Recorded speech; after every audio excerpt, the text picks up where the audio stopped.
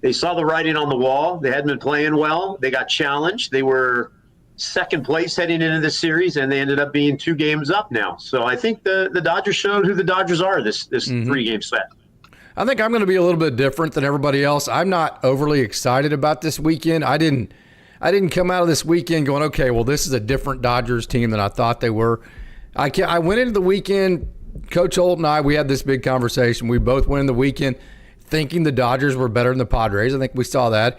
Went into the weekend knowing the Dodgers had better pitching. I think we saw that. Certainly better starting pitching, and that the Dodgers just aren't very good on offense, and they weren't very good on offense this weekend. So although you won the 3 games, the bigger goal is to win the World Series. That's the way you always have to think as a Dodgers fan.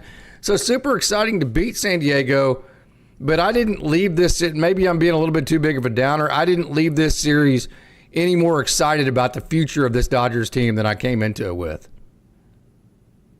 Wow.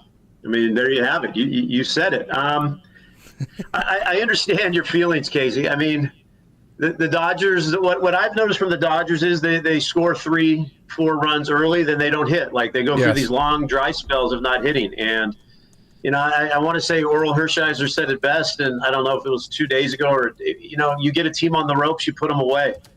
And the Dodgers aren't doing that. There's a lot of swing and miss. You know, dare to say there's uncertainty in left field. You know, Teo's hitting the ball out of the park, but, you know, he must be hurt or something's going on with him the way he's playing. The Dodgers just are not clicking, and they haven't clicked all year. They didn't click this weekend. They won this weekend. I was telling you, they didn't click this weekend. In my opinion, they didn't.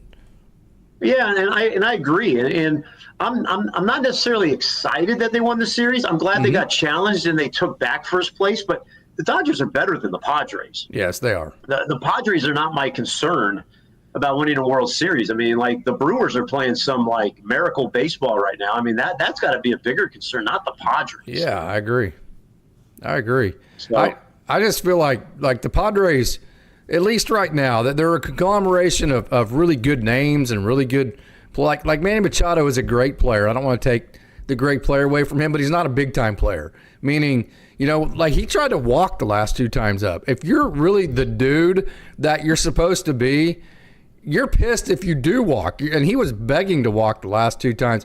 I literally can't remember the last time that Manny Machado actually, I texted throughout the whole game. We have the receipts. Of all the people that I want up there as a Dodgers, I want Manny Machado up there because I don't ever remember him coming through. So to me, he's a fake tough guy. Fernando Tatis Jr., he's a fake tough guy. Mike Schilt, big time fake tough guy as a manager. And I think Mike Schilt has come into San Diego and tried to put this fake tough guy persona into their clubhouse. And it's actually kind of backfired in a way because they would be better off just trying to be the underdogs, in my opinion. Yeah. It's hard to argue about Manny. I mean, I like Manny. I like Fernando. I like the Padres team. Like, I'm not like, again, I've always said it. I hate the Giants. I don't hate the Padres. Like, the Padres are not the Padres to me, it's like there's no rivalry to me. And I know that's going to go off and people are going to think I'm crazy, but I don't like the Giants. Like, I pay more attention, like, wonder what the Giants are doing, not the Padres. But you're right. I mean, the only thing that Gilda has done is I think they're playing better baseball under him. Like they at least have an image of who they are. Like they've just been a bunch of talented guys the last few years. I'll give him that. But you're right. I mean, when has Manny ever had a big hit? I mean, the thing that will always stick out in my mind is the strikeout at the end of the World Series with the Dodgers. Yeah. He was the guy at the plate and he struck out. And today's strikeout it just reminded me of that World Series at bat. Yeah. He tries to dive and makes an error on a play on a bunt that should have been an out on a terrible bunt by Miggy Rowe. Yeah. You're right. I mean, they're the Padres. Again, I'm more into what the Giants are doing than the Padres. Yeah. So I'm sorry. That's just how I've been. That's how I'm always going to be. Yeah, I hold the Dodgers to a higher standard. I know the Padres are a good team and all that. I just expect the Dodgers to be. So here's kind of my point to what I'm saying, and I'm not going to be Debbie Downer. We're going to celebrate a series sweep. It's hard to sweep if you brought in a high school team and played them over 3 games, and they have at least one good pitcher. It's hard to sweep any team in baseball. There's so many equalizing variables. So I don't want to take that away. Just kind of my point is I hold the Dodgers to the highest of standards. I think the Dodgers have the best players and the best roster of any team in the major leagues. And I'm still not convinced that this version of the Dodgers will go very far in the playoffs.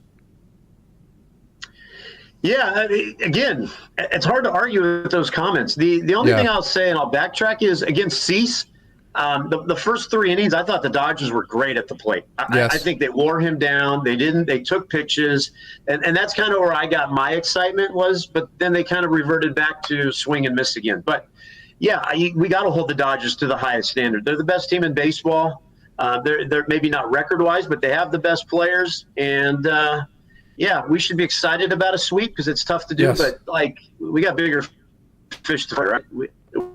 We're trying to win another World Series. So beyond just winning the 3 games, what did you come away with from this 3-game series super excited about? Like, oh, hell yes. What was the one thing or a couple things that really excited you the most about this weekend? I honestly will say that the Dodgers kind of had their backs against the wall a little bit, and they responded and they swept the Padres. That's what I came away from. The Dodgers are not playing great baseball, and they had lost 4 in a row going into this. The Padres came in hot, and the Dodgers took 3 out of 3 from them. Mm-hmm. That's what I took from my excitement. The other thing was Blake Snell. I liked him. Glasnow, I liked him. Kershaw still pitching above, I think, his weight right now because of his age and his everything, but I like that. I really did. I've been on the Mookie train all year long. I like that he's starting to come alive a little bit. Pa has played well. Here's what I took away from this. I really like Freeland as an infielder defensively. Yeah, no doubt. I don't know what he's going to bring offensively. And dare I say, is he a better, smoother fielder than Kim? Can I throw that out there? I think he's probably at this. I think Kim probably has a higher upside as a fielder, but I think right now he is actually a better infielder in terms of field the ball, throw it to first base, don't make a mistake. Kim's going to make some plays where you go, holy crap. Yeah. That probably Alex can't. Let me turn that off right quick. That Alex Somebody's can't already because complaining. yeah. But I think Alex inside of his box, a ball that he can get to, is a more consistent infielder. And I'll tell you this about Alex Freeland. I think that was the most impressive about him. We talked about this with Coach Holt yesterday.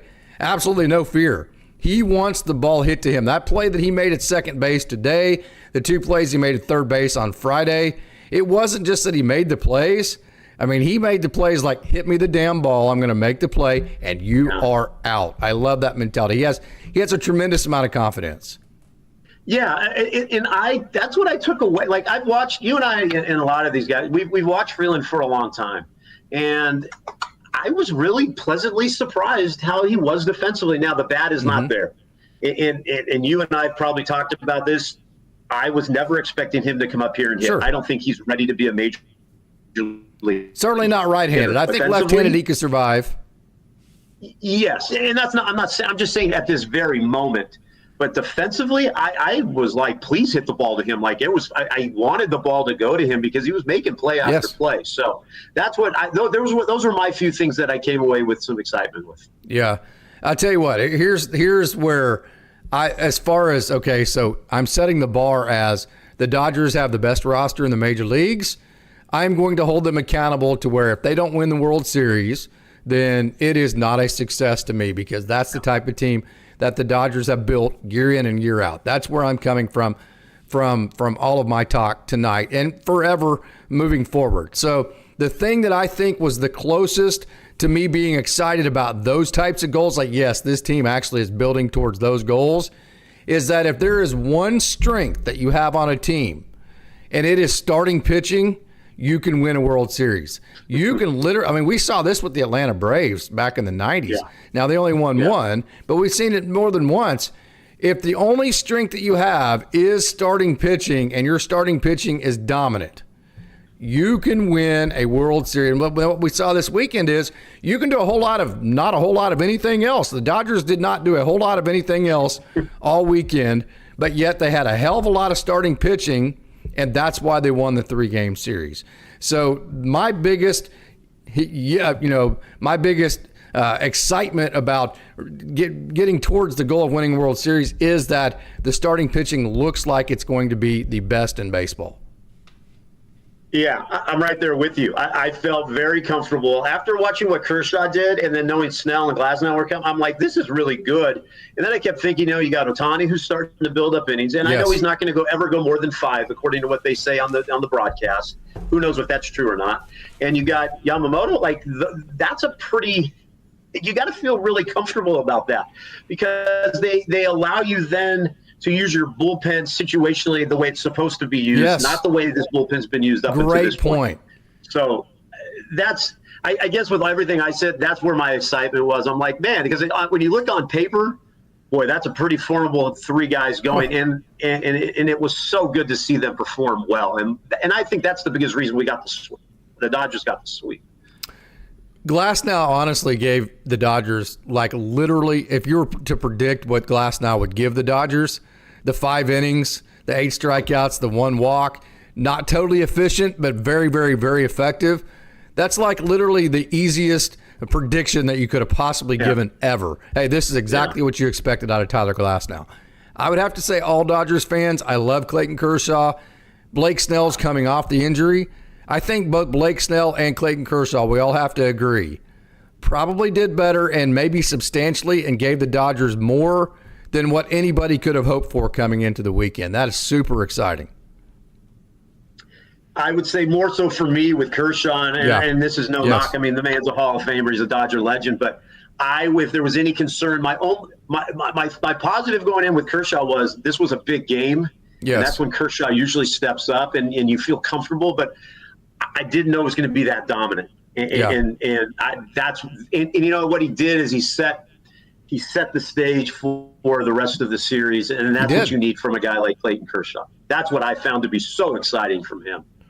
He did, he absolutely did, and then you got to feel great for Mookie Betts. We've been having this conversation all year long. It just feels like Mookie. Okay, so there's.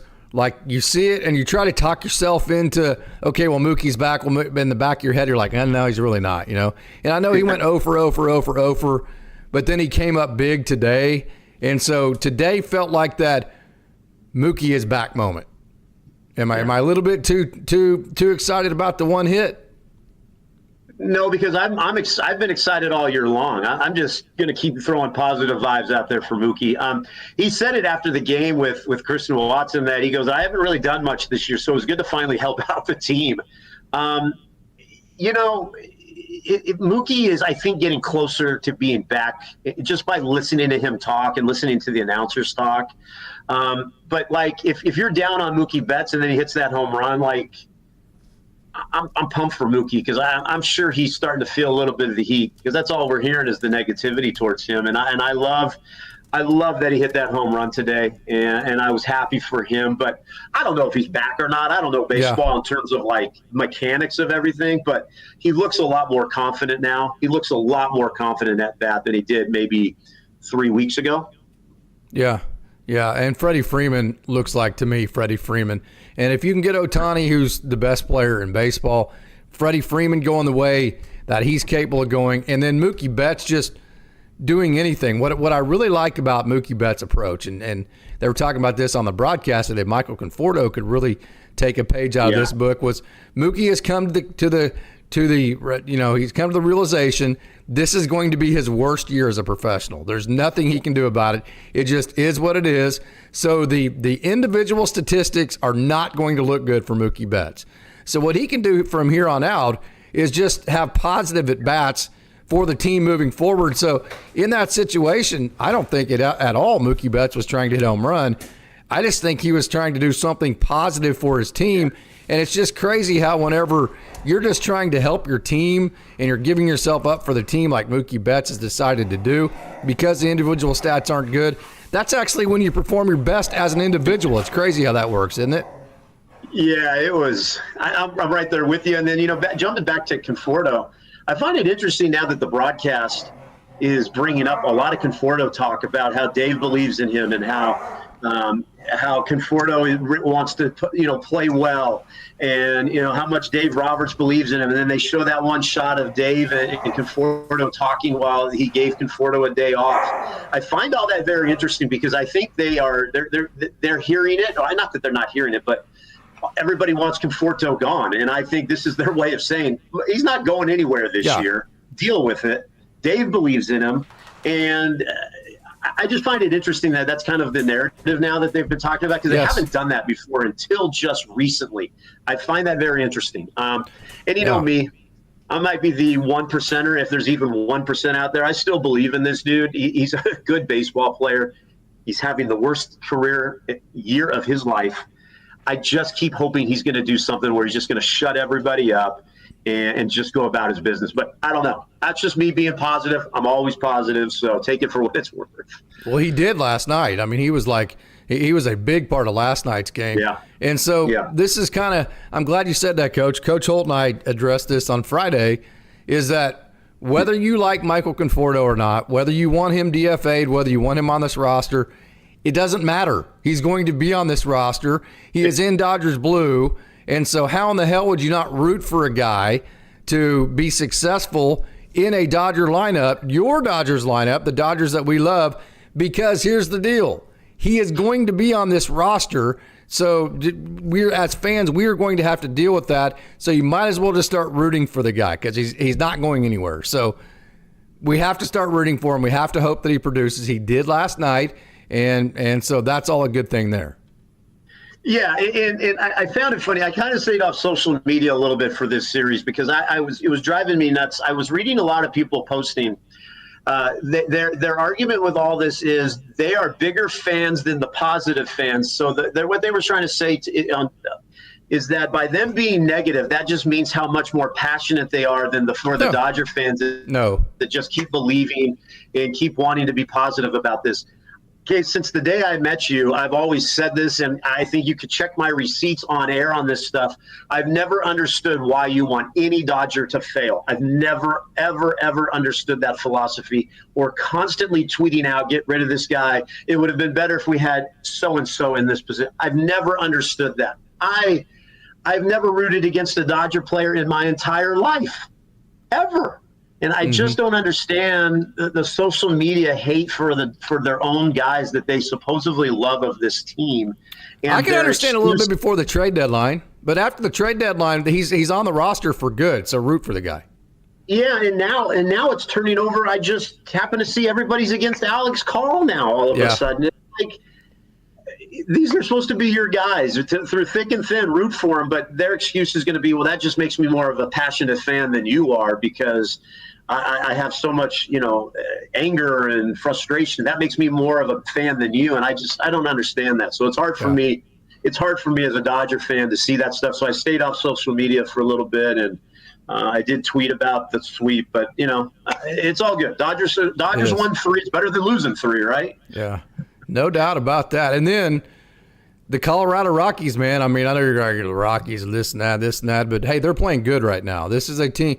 So in baseball, it doesn't matter what your record is. It matters how you're playing at that moment. Yeah. I mean, if the Dodgers don't, and we know how hard it is to play at Colorado sometimes. And then also what I worry about with this week is that you go play 4 games in that elevation. This is a little bit older roster for the Dodgers. I'm telling you that elevation can really wear you down. So I think Dave Roberts needs to be very creative this week in figuring out how to manage the workload. So when you come back to San Diego this next weekend, you don't have a team that's absolutely totally exhausted from all the elevation you played in throughout the week. Exactly. That was a fear of mine also. And I know the Rockies have been playing better, and everything is so different up there, and then they got to go back to San Diego, and it does concern me. It's like, just can we survive the Colorado series to get into San Diego? And you got to hope, gosh, I can't believe I'm saying this.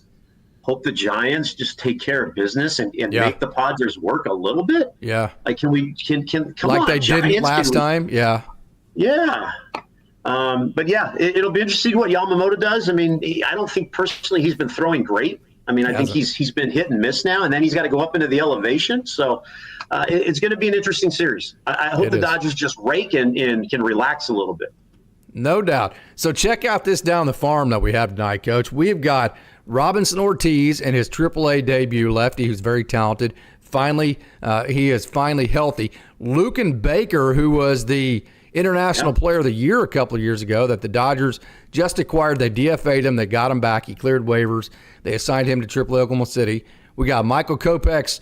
We got his rehab outing last night. We've got Esteury Ruiz and the type of offense he's been playing. We've got the performances last night of Jackson Ferris and Adam Serwanowski. We've got Carson Hobbs, who's been simply fantastic. We've got Paul Tibbs III and Zach Earhart, the two most recent acquisitions we got back for Dustin May. Ronaldo Yean, who hit 103 last night, has been pitching better. Jaron Elkins, Chase Harlan at the Rancho level, and then Justin Chambers, who is just dominating with that left arm, a 19-year-old kid, basically, that the Dodgers got back for Brian Hudson. So, hey, I know the farm is dear to you, but okay, let's call it what it is. I'm not going to bag on the guy, but Alex Call has been absolutely terrible. He's been James Outman. I mean, basically, you traded away James Outman, and you got James Outman back. Okay, Brock Stewart has been the Brock Stewart that he's been his entire career and not the Brock Stewart for this year.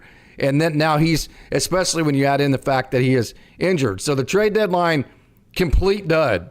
And it's amazing to me that the Dodgers, although they're in this great position to win a World Series, they actually became buyers. Not, they actually made their farm system better, did not make their major league team better, but they did substantially make their farm system better. So I know you're excited about those guys. Yeah, it's cool to see. I don't know the publicate, but Dodgers got rated the #1 farm system again in baseball. Mm-hmm. The players that we have down there are incredible. There's a lot of the names you mentioned. Like, I know the names, and because I follow and I pay attention to the stuff you post on social media. Who else? No one else is posting about this stuff other than Dodgers Daily. Yes. The system is very deep and very good. And we talked about the Dodgers need to win a World Series. The Dodgers window is what? It's not a big window. It's what, 5 years? Because a lot of these guys are getting up there in age, but the Dodgers farm system is ready. I mean, there are some really good dudes down there. And the way you cover it, man, you're talking about guys that a lot of people haven't even heard of that are going to be studs.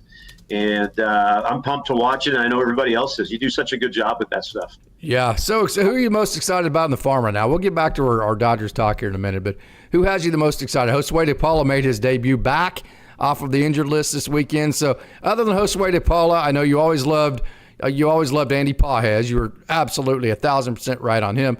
I know you love Josue De Paula, so leave those two out. Who are you most excited about in the farm?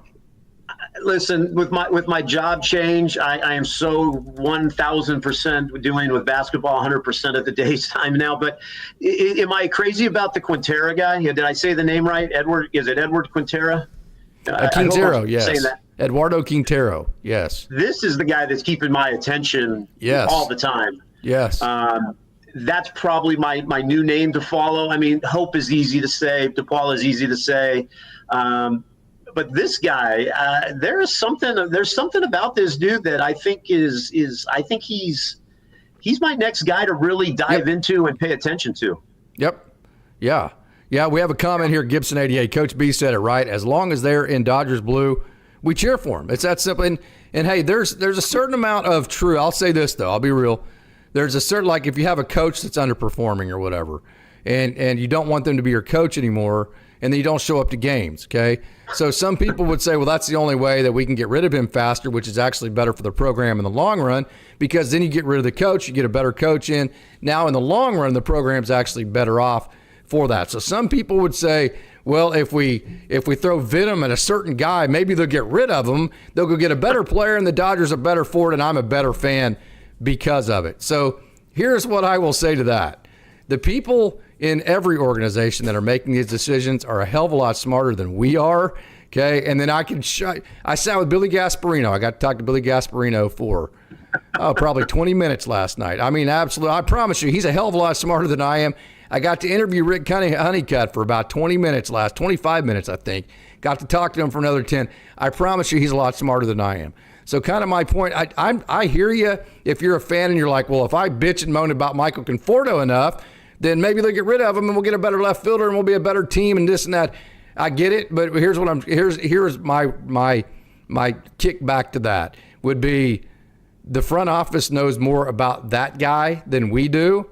Gavin Lux is the perfect case scenario. Remember, Gavin Lux was one of the best offensive players in our team. Second half, he hit the big sack fly to win the World Series last year. So they will make the decision whether whether we complained about it or not.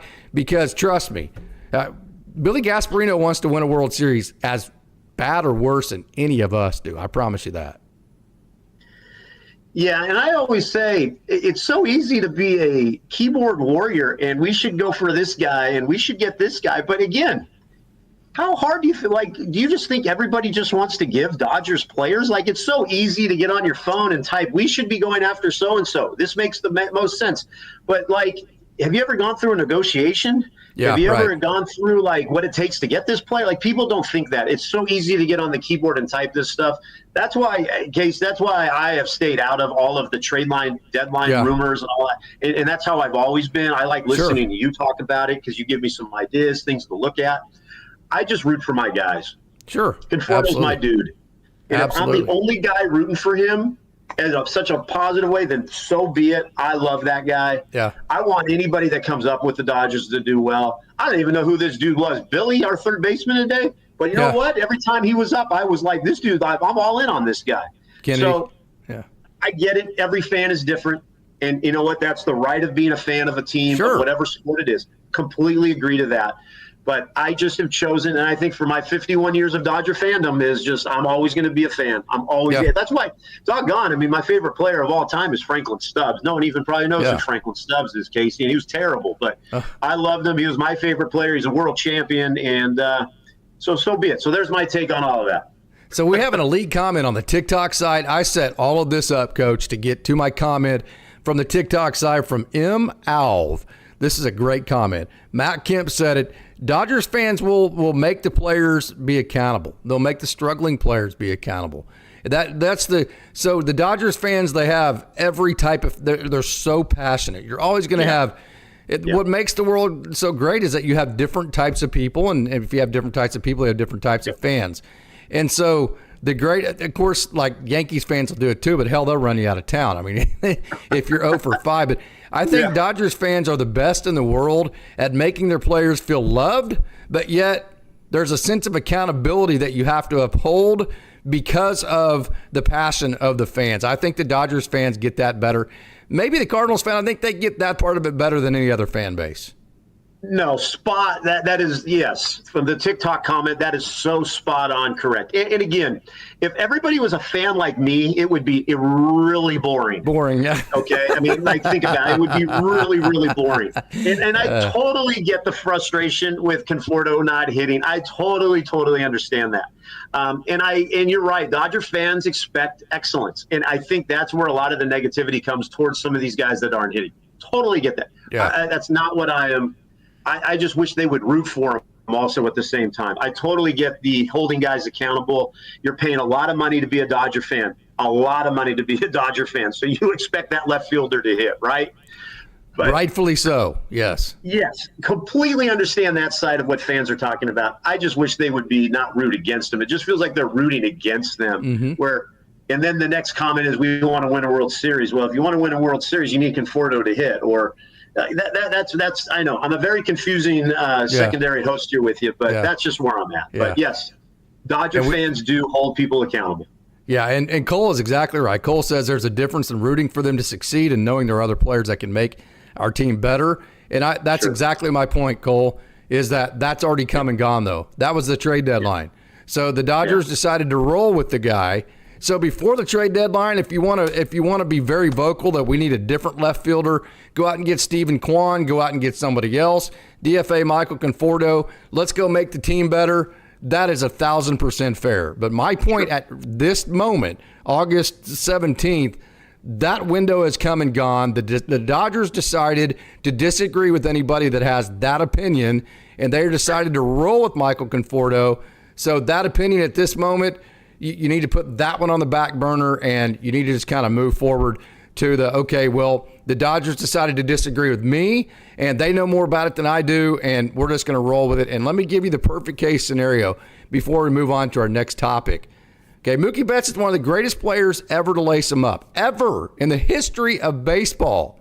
You want to know the moment that Mookie Betts really started turning things around? Now, he's not completely turned around, but when the Dodgers fans showed him support, like, hey, Mookie, we got your back, brother. Just relax and go be Mookie. And they started clapping for him, gave him a standing ovation. As great as Mookie Betts is, as much confidence as he has, I promise you, that just kind of that hey, I got your back, bro, type of mentality that he felt from the fans, I promise you that made a huge difference to Mookie. Yeah, I mean, I'm going to be totally off base. Like, what was that documentary Netflix did on the Indians or the Guardians when they were going through those slumps and they started standing ovation and it turned everything around. Guardians. But yeah, the Guardians. That's part of me just wants every time Conforto comes up to stand up and give him a standing O. But listen, for all we know, the Dodgers did everything in their power to find the left fielder, and it didn't work out. We don't know what the inner workings of went on in the negotiations. That very well could be it. They very well might have just said, we're stuck with this guy. Let's get as much as we can. And who knows when the playoffs start? Is Conforto going to be our left fielder? I don't have those answers, but for the time being, I hope the guy hits. Yeah, 100%. Okay, so let's get into some real talk, Coach. Are we worried about Will Smith, man? I mean, this is a trend for it lasted longer this year where he played good offense for a longer period of time, but he's getting ready to not be the league leader as far as National League goes in batting average. I think he's like 1 or 2 points in the lead in batting average. He has not been playing very good offense as of late, and this is something that Will Smith has done throughout his career. So I think it's fair for me to say I am very worried about the offense of Will Smith moving forward. All right, I'm going to just play positivity guy because why change who I am? The man's been leading baseball, National League in hitting for a long time now. No, I'm not worried. No, I'm not worried. I think he's playing well this year. He's on MVP. He's going to be considered. I don't think he's going to win it. Don't take that as that. He's going to get votes for MVP. He's playing great defensively. He's throwing guys out. He did throw 3 out, yeah. Yeah, let's just say he's going through it a little bit right now. I hope this isn't a trend like you're saying continues. One of my best friends in the world, Izzy Metz, texts me all the time. He's saying, see how he's dropping this and doing this. That's why he's going. Yes, Will's struggling, but he's second in National League in hitting right now. Mm-hmm. Yeah. He didn't have a good series offensively. I think let's hopefully he changes that thing around in Colorado. But yeah, I mean, he's probably. I hope he's not coming back down to earth. Is that a comment that would be safe to He's coming back down to the Will Smith batting average that we know. I hope that's not the case. Mm-hmm. I hope that's not the case. Can the Dodgers win a World Series without Max Muncy? These obliques, man. I'm telling you, you can have the best doctors in the world. First of all, it's impossible to know just how bad the oblique's going to be. It's impossible to know how long it's going to linger. I promise you, nobody knows how this oblique's going to go. Now, they know it's not like going to end him for next year or anything, but in terms of, A, can he get back in the lineup to begin with? That's my Dodger dog right there. A, can he get back in the lineup to begin with? And then B, even if he does, is that oblique going to keep him from actually being Max Muncy? So that's a concern there. And then if it turns out to be where it turns Max Muncy into basically a non-factor, do the Dodgers have enough to win the World Series without him? Wow, that is a great question. I would be very concerned without Max Muncy going forward if we don't have him for the playoffs and let's say in a World Series. Yeah. I think he gives something to that lineup. Does. Now, he's not the greatest third baseman in terms of defensively. He's gotten better. But there's something about having Max Muncy in your lineup. Yeah, I would be concerned if we don't have him going forward. Yes, you could win a World Series without him. I really like the chances with him in the lineup, more so with him out. Because then who's going to be, you're going to be constantly rotating and platooning at third. I trust Freeland defensively. I don't trust him at all batting. Rojas, okay. I mean, is Tommy Edman going to get back? Kike, I mean, Kim. If, yeah. Yeah, and as much as I'm fans of a lot of those guys, it's like Max Muncy gives you that. He removes pop in all the your bat ifs, and- coach. Like one person removes like every if in your lineup. Yes, it makes everything so much better Yes, when it Muncie's your does. third baseman, because then your Yeah. platoon guys are your platoon guys, not your everyday guys. Yeah.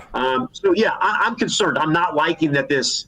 I thought he came back thinner. I thought he looked Yes. better at the plate. He did. But then to have another injury just like that, it makes me concerned about his health and like, how's Muncie going to be going forward in the next few years? Is this something that we're always going to be dealing with him? So yeah, I have a lot of concerns about Muncie. Yeah, no doubt about it. And then the bullpen. Okay. So this is me, and Dodgers Dogs will disagree with me here. And I don't think this is me being too Pollyannish, but the Dodgers have went and got. It's not like that. I mean, so they went and got Tanner Scott and Kirby Yates, two big signings, and they haven't worked out. So really, they've kind of built their bullpen in Dave Roberts' era through the Evan Phillips type guys, the Yency Almontes, the Chris Martins, the Ryan Braziers, the Alex Vessias, the Anthony Bondas, the Jack Dryers, the Ben Kaspariuses, the Justin Robleskis, guys that aren't your big name guys that are just guys, but because they pitch for the Dodgers and they're held to a certain standard, they end up being really, really, really freaking good. And the instruction and development in the system is just absolutely incredible. So I'll tell you that another thing that kind of baffles me is that people they think that Dave Roberts is terrible managing a bullpen when, like, for 8 years now, what the Dodgers have actually done is built like one of the best like right now. This weekend's the perfect case scenario. I mean, look what the Dodgers threw out there in the bullpen this weekend, and they held up and did very well. Actually, through planning and knowing who to bring in and who to stay in this and kind of deal, the Dodgers have actually made chicken salad out of chicken shit for the most part the entire duration under Dave Roberts. It's been the exact opposite. Dave Roberts has actually made chicken salad during his tenure with the bullpen versus the opposite, which is the overwhelming perception of how he handles the bullpen. I've been arguing that for as long as he's been our manager. I thought he's been an absolute genius with what he's been dealt with. People can tell me all they want and give me all the reasonings behind all this, but Dave Roberts, I think, has been a genius. And thank goodness we've got him as our manager with managing this, and Pryor as our pitching coach. Mm-hmm. Here's the only my hope is that you get all these guys back towards like late in going into the playoffs. They're all back and healthy. And if you could get this bullpen healthy going into the playoffs, I think then you've got an unstoppable force with that starting pitching. If everything is healthy, if everything is how it should be going into the playoffs, I think you can almost say the pitching will carry the offense, where I thought it would just be the opposite. Our hitting would just kill people. So that's my only hope, that these injuries are happening right when they need to happen, and we get them going into a late push, late playoff run. That's what I'm hoping. But Dave's been great with the bullpen. I mean, who did he throw out there? Diaz and Vesia? Yeah. And I mean, we love Vesia, but I mean, Vesia closed it tonight. Treinen, I mean, Kasparius is, I mean, that guy might be the biggest surprise in Dwyer. I mean, it's been great. Oh, Edgardo looked great, Coach. Henriquez. Phenomenal. Yes. And we've been his biggest critic. We've been telling you all last year, you and I both, hey, he's not ready. He's not I'm not on that bandwagon anymore. I think this is his moment. He's had enough time to season himself. If he's ever going to be ready, now's the time for Edgardo Henriquez. I think if he doesn't take this opportunity, I think maybe it won't come again. I totally agree. And totally, I was last year probably more so than anybody saying he does not need to be a Major League Baseball player yet. And again, his success is great. I mean, he's got, 103 he touched yet last night? The fastest pitch in the history of Dodgers baseball in the StatCast era, 103.3. Yep. And he's got more in the tank. He can hit 105. He's ready, Coach. He's ready. Totally believe it. So, yeah, I mean, like, let's get all these guys healthy and let's make a run at it. And until then, Dave Roberts has done a great job. I mean, he looks down there and, like, what do you got? I mean, you got Mark Barikoff and Casey down there ready to go, right? That's kind of the way it feels sometimes. But, no, I'm happy. Again, guys, we got a sweep of the Padres. Yeah. We shut them up a little bit. They're 2 out. Let's just keep building. Yeah, totally agree. And you know, the Dave Roberts, what I like about him is you see that the Padres, as soon as they get Mason Miller, they make too big of a deal out of the Dodgers, to the point to where what you saw of the Padres this weekend is that they had hyped themselves up so much, they had talked so much shit about the Dodgers being a big rival and we hate the Dodgers and this and that literally they couldn't function. I mean, they could not function this weekend. Dave Roberts just, Freddie Freeman on it. David Vassay, if you didn't hear the interview with Freddie Freeman Friday night before the first game with David Vassay, it was the greatest pregame conversation. Freddie was like, yeah, we're not stupid. We know we're not in first place, and we know the Dodgers fans are losing their freaking minds. We know it. He said, but it's baseball. If we try to make too big of a deal out of it, then we're going to end up actually making things worse. And so we're going to go out there and we're just going to relax and we're going to play our game. So what you saw was one team with a manager in a tone set of, hey, we know we're the better team. We're not going to make more out of it than it is. We're going to go out and do what we do, versus another team that's trying to steal 3 bases early in the game. They're trying to dive after bunts they should have just ran in and caught. They're trying to do stupid shit all weekend that they shouldn't be doing, and they got their own asses beat in a lot of cases. They had their own buttholes puckered because they made it too big of a deal. And so that was a huge factor, just the fact that your leadership just kind of made it hey, we're better than these guys. This is a business trip. Don't let them suck you into all the stupid crap. Yeah. Just go out there and beat their ass and walk off the field. Yeah, I mean, next week in San Diego, that's going to be it's going to be like Game 7 for them of the World Series every single time they play. So I think that's going to be kind of fun to watch. You know what? Part of me likes it. Part of me likes that the Padres act like this. It gives some spice a little bit to some baseball. Yeah. Everything, like you and I watched a lot of 80s, 90s baseball, right? I always have the argument with the NBA. There's no those were some rivalries. There were fights. Yeah. Like at least for me, Bill Laimbeer. I love to hate Bill Laimbeer.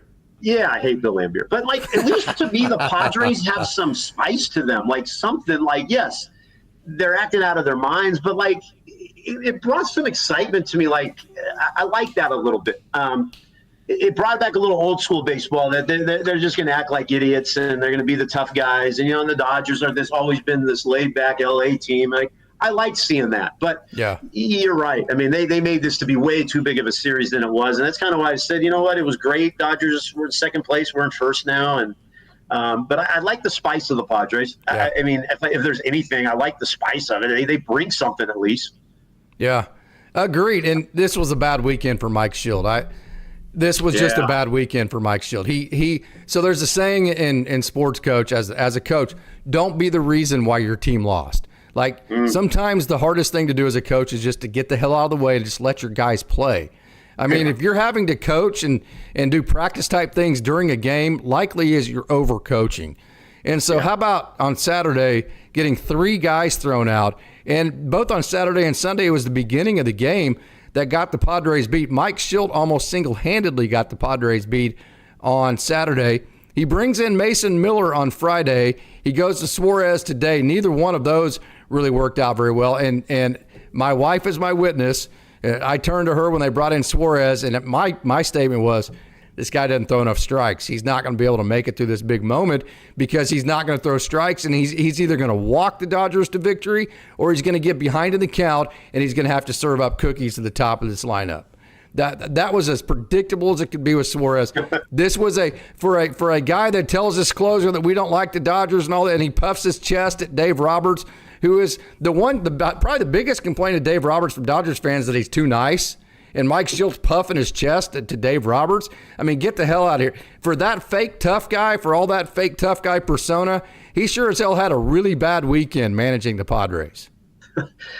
My only hope is that they don't learn. I hope they don't learn any lessons from all this and become this great dominant team in the playoffs. So let's just keep hoping. I'm knocking on wood on that. You're right. I mean, it's like that team that's trying to prove it too much. They've got talent. If they just play baseball, they're a really good team. I mean, they've shown that. I mean, they cut a Dodgers. Now, granted, Dodgers weren't playing good, but they cut a lead from 9 and they took the lead of it. So they're capable. I just don't like Schild. I don't know. There's something I don't either, man. Dude. He's a fake tough guy to me. Yeah. He tries to act all tough. I mean, you ain't tough, dude. Get the hell out of here. I think he's changed the Padres, but I'm just not a fan. I've never been a fan of him, and that's got to be a tough clubhouse too. There's got a lot of personalities in there. But you know what? I'm more concerned about the Giants and the Brewers and all those teams. So I'm glad the Padres are out of town. And boy, you're gonna have to plug our ears though next weekend when we go to San Diego, huh? Oh God. Well, the good thing about today's game was huge, because even if the Padres win 2 out of 3 next weekend, which, hey, that wouldn't be surprising. The Dodgers have won 4 out of 6 in this series, and they will, if they take care of, I mean, they're liable to go into San Diego with a 3 or 4 game lead. So as long as you just don't get swept, everything will be fine there. So I think at that point, really, as long as you just hold serve, you're doing okay in terms of the NL West and making the playoffs. You can go a little bit bigger picture there, but I'll say this, okay? Right now, the Dodgers are the best team in the NL West. They're better than the Padres. We said it before this series, even when the Dodgers came in losing 4 in a row. We've been consistent with that. The Dodgers are better than the Padres, but they are not better than the Phillies, and they're damn sure not better than the Brewers. So what do the Dodgers need to do to actually be the best team in the National League? Because I think the National League probably has the best book of teams, if you will. If you make it through the National League into the World Series, you're going to be playing somebody that is not as good as that you just beat in the National League Championship Series. So what do the Dodgers need to do actually to be better than the Phillies and the Brewers at this point? I think that's the focus. The Dodgers have the championship pedigree. They've been there. We have got to hope that the Dodgers, when the playoffs come down, that their experience will overtake a Brewers' lack of experience in big games. I know the Phillies have been in big games and have gone, you know what I mean? But there's something to me about a world champion returning to try to win back-to-back. If you can just get into the playoffs, there's always that feeling for me that they know what they've been there, they know how to win. That's what I'm hoping what happens with the Dodgers team. And I think that's kind of what happened in this 3-game series. Again, yes, they didn't take it to be like it's this massive series, but they're just more experienced than these teams. That's my hope, is you get to the playoffs and the Dodgers just be the Dodgers. And that's what my hope is for a team that's trying to win back-to-back, which is one of the hardest things to do in all of sports, win back-to-back world championships. No doubt. So I think, and I've said it for a long time now, can you just get to the playoffs? Can you just get to being healthy? And I think the Dodgers, with their experience and their world championship pedigree, I think that is a major plus against some of these other teams. So about 5 years ago, I went out to the mound. We were in the regional championship game. It was the 7th inning, and we had a 2-run lead, and they had runners on second and third. And my pitcher was, I could tell, he was nervous. He was hyperventilating. And there was 2 outs, and so I called time. I walk out to the mound, and my exact comment to him was, hey, you're the pitcher, he's the hitter. You have the advantage. However nervous you are right now, that hitter is way more nervous than you are. It's like the bear in the forest. You know, like if we go camping, Coach B, and a bear comes up on us, I'm going to start tying my shoe. And you're going to go, well, why are you tying your shoe? You can't outrun the bear. My comment to you is going to be, I don't have to outrun the bear. All I got to do is outrun you, because then the bear is going to get you. So I brought that up. I said, hey, I'm not asking you to not be nervous right now, because I know you're going to be. That would be a stupid ask anyways, because I can't take those nerves away from you. What I'm telling you is be less nervous than the guy at the plate. Just throw him a strike, and he will choke this game away. He will lose this game because of his nerves. Let them lose. So that's kind of what you're saying about the Dodgers, is that this team is so experienced. Like this weekend, they just kind of let the Padres beat themselves. Sometimes that's hard to do, and it's hard to explain, but it's a real thing. Yeah, I'm a Los Angeles Rams fan, and I just can't stand the Kansas City Chiefs. But everybody was like, the Chiefs aren't this and this and that. And then they went into the playoffs, and they became the Chiefs, and they used the experience. Like, that's just what I see with the Dodgers. Like, let's just get to the playoffs. I know they're not playing well. And you know what? They might not even play well in the playoffs, but there's just something from me from a coaching standpoint.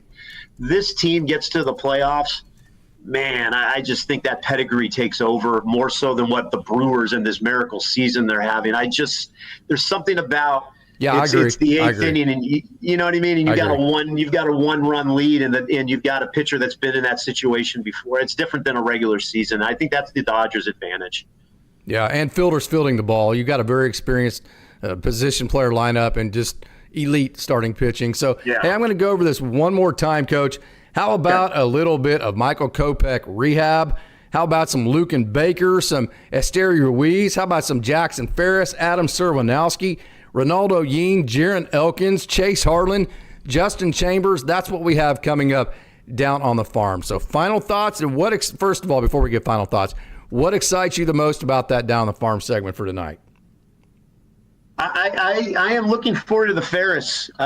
Your thoughts on him? I followed your social media stuff. The Chambers kid, I'm interested to know more about him. But final thoughts are 2-game lead. Dodgers aren't playing great baseball. Let's go into Colorado, take care of that series, and then gear up for San Diego. And you know what? I'm going to say it. Can't believe it. Go Giants. Oh, whoa. Him leading off the ninth. Here's the 3-0. There's a breaking ball. A little bit because, just a little bit. Just help us out a little bit, just so this series, so the Padres are a little bit tired. But what did you just say? What did you just say? I know. You know what? I could say, let's have the Padres sweep the Giants, so we just put the Giants out of their misery. But I respect the Giants a little bit more than that. I respect that. My hatred is a lot more respectful towards them. Hey, Coach, keep talking. I got to get a caller on my Dodgers dogs because otherwise I won't make it through the down the farm. Keep talking until I get back. All right, I'll keep talking. So, Dodger fans, are we happy about Pages? I know a lot of you guys, there was a lot of questions about Pages. I'm pretty happy with him. Do you think Tio's lack of effort sometime? Do you think he's nursing an injury? What are your thoughts there? I would love to know the thoughts on that. And then, going into the Padres series, what is the rotation going to look like? You got to get through Colorado. Hopefully your bullpen doesn't get taxed. So we've got our fearless host back. I could carry us probably for an hour, but I don't know. This guy carries us. He's the man. So. Oh, man. That's interesting. So I got the colors on. I think we're ready to go right now. We just dropped like 30 viewers, so I apologize for that. Coach, hey, thank you so much. I so greatly appreciate you. Casey's dog has something to say about all this, too.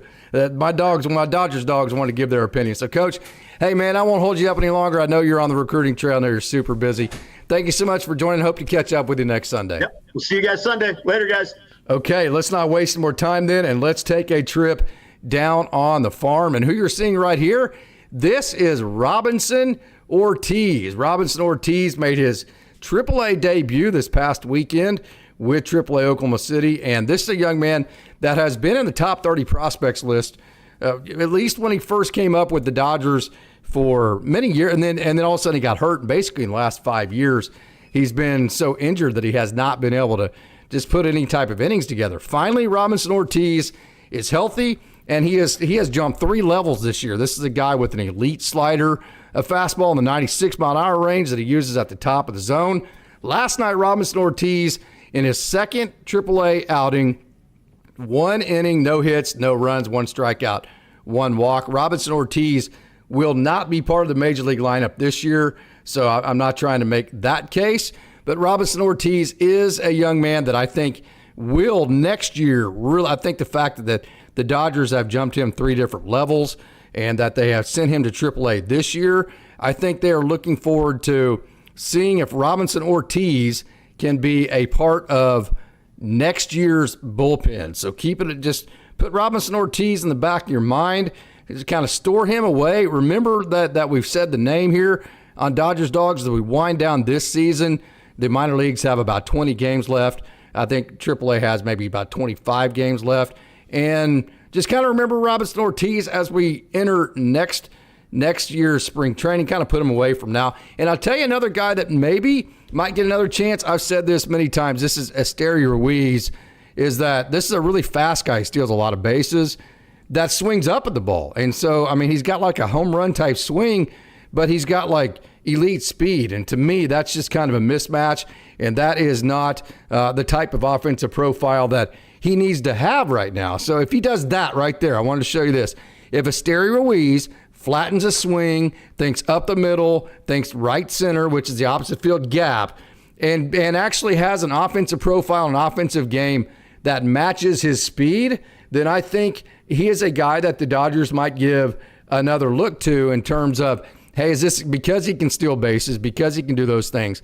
Is this a guy that we can bring up and use as a pinch hitter, maybe put him in for defense, although his defense has not been great? So let's continue to watch Esteury Ruiz. Let's see if he can continue to play that type of offense, not just gathering hits, but low line drives, and a base hit type of profile to get on base and be able to use that speed. Here's another guy that is totally blocked. This is Luken Baker. Remember Luken Baker? The Dodgers got it. Initially, he was on the 40-man roster. They actually DFA'd Luken Baker, and then he actually cleared waivers. And after he cleared waivers, then the Dodgers assigned him to AAA Oklahoma City. And Luken Baker has been absolutely killing it for AAA Oklahoma City. He is a guy that is hitting, I believe, over 400 at this point for AAA Oklahoma City. Luken Baker, 2 hits last night. Luken Baker's hitting .421 since he's joined Oklahoma City. OPS 1206. Remember, 2 years ago, he was the International Player of the Year, which is the other AAA league. I saw him all 4 years at TCU. He was the Babe Ruth of the Big 12 when he was there. He is a gargantuan of a man. Now, I'm not trying to blow smoke here. I mean, I'm realistic. I understand he's a first baseman and a DH, so he is blocked for this Dodgers team.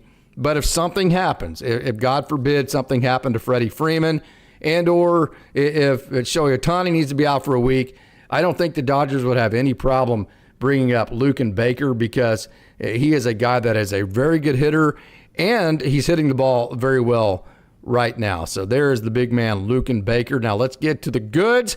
Let's get to a guy that absolutely 100% needs to 1,000% be a part of the Dodgers, bullpen coming down the stretch, and that is Michael Kopech. Okay, so Michael Kopech, his fastball last night hit 100.3. His first rehab outing was super ugly. He did not even get through 1 inning, and he just could not throw strikes. This outing was much better last night. His fastball went over 100, and check this out. Now, I'm trying to verify this. This is from Baseball Savant. I do not have this verified from people inside the organization. I will have it verified by the end of the night. But Baseball Savant has his spin rate over 2,800. Over 2,800. I mean, that's just absolutely stupid ridiculous in terms of ridiculous spin rate. So Michael Kopech's a guy that needs to get his crap together. He needs to throw strikes, and he needs to get his ass to LA, and he needs to do it sooner rather than later, because that 2,800 RPM fastball is something that the Dodgers desperately need on the back end of their bullpen. Okay, so a guy that will not make the major leagues again this year, but I think next year will definitely have every opportunity whatsoever to make the major leagues next year. That is Jackson Ferris. I was actually in Tulsa last night, got to interview Rick Honeycutt. I am releasing the Rick Honeycutt interview in the morning. Check that out. Got to speak with Rick for about 20-25 minutes. What an honor it was. I hope you check out that Rick Honeycutt interview. It was such an honor to get to talk to him. I got to interview Kyle Nevin, and then I got to take all of this video of Jackson Ferris, who, by the way, threw 5 innings, 3 hits, 1 run, 5 strikeouts, 3 walks. And the thing, I was talking to Coach Hippolito. There is, to the back left, Patrick Copen. That is Durham Linger right here in the middle. This is Durham Linger, the pitching coach for AA Tulsa. That is Patrick Copen. And so Coach Hippolito was saying that the difference between Jackson Ferris now and Jackson Ferris earlier is when Jackson Ferris shows up and he has his A-game stuff, we know exactly how good and how much he's going to actually dominate, right? So the difference between Jackson Ferris now and the Jackson Ferris earlier in the year is that when Jackson Ferris doesn't have his A-game stuff, like the first 2 hitters last night got on base, and then he gave up a run in the first inning, and there's a little bit of a struggle, he is able to grind through it and get the team 5 innings without things going nuclear and still give his team a chance to win the game like he did last night. So the floor for Jackson Ferris has started increasing substantially as the season has gone on. And because of that, now he has the high ceiling that we know he's always had. And if he can raise his floor like he's continued to do, this is a guy that is a big-time pitcher. And so we have seen that lately from one Mr. Jackson Ferris, especially last night. So Jackson Ferris, I wanted to show you his great work and my video that I took for him last night. And another guy that has been Mr. Automatic, this is Carson Hobbs. He got his first save of the year on Friday and still has yet to give up a run at the AA level. This is a guy with a huge curveball, a big slider, and a fastball that at some point, someday, I think will touch 100 miles an hour. Carson Hobbs, again, another young man we're talking at the AA level, not going to make the major leagues this year, but I do think next year, if he continues to pitch the way that he's pitching right now, I don't think there's any doubt about it.